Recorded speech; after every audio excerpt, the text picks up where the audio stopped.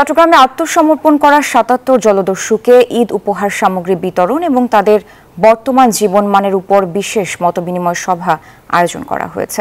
এ নিয়ে বিস্তারিত জানাতে যুক্ত হচ্ছেন আমাদের সাথে সহকর্মী আকরাম হোসাইন। আকরাম, জলদস্যুদের বর্তমান জীবনমান নিয়ে আমাদের বিস্তারিত জানাবেন। ধন্যবাদ। আপনি জানেন যে গত ৩০ তারিখে কিন্তু নিউজ 24-এর মধ্যস্থতায় একজন নারী সহ মোট ৫০ জন জলদস্যু আত্মসমর্পণ করে, যেখানে স্বরাষ্ট্রমন্ত্রী উপস্থিত ছিলেন।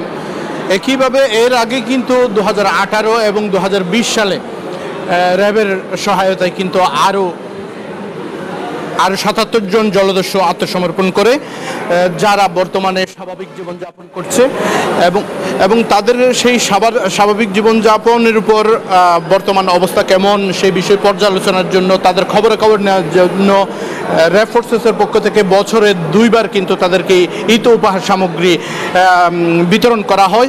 একই সাথে তাদের মধ্যে তারা কোনো ধরনের সমস্যায় আছে কিনা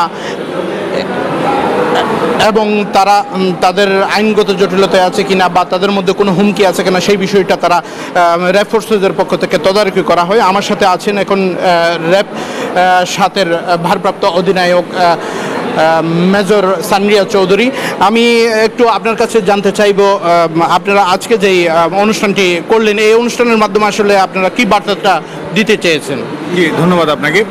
আপনারা জানেন যে 2018 এবং 2020 সালে সর্বমোট 77 জন জলদস্যু, যাদেরকে আজকে আমরা বলছি আলোর পথের অভিযাত্রী, তারা র্যাব 7-এর মাধ্যমে আত্মসমর্পণ করেছিল। আজকে আমরা মেইনলি এখানে এসেছি আমাদের সম্মানিত মহাপরিচালক মহোদয় র্যাব ফোর্সেসের পক্ষ হতে ঈদের শুভেচ্ছা বিনিময় এবং তাদের বর্তমান জীবনযাপন, তারা কীভাবে জীবনযাপন করছে, তাদের এই রিয়েলাইজেশনটা, উপলব্ধিটা যেন হয়, সেই বিষয়ে একটা মতবিনিময় সভার একটা আয়োজন ছিল। এটাই ছিল উদ্দেশ্য। ধন্যবাদ।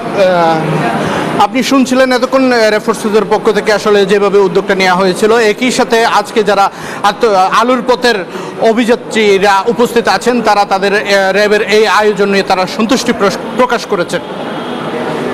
আকরাম, আপনাকে ধন্যবাদ।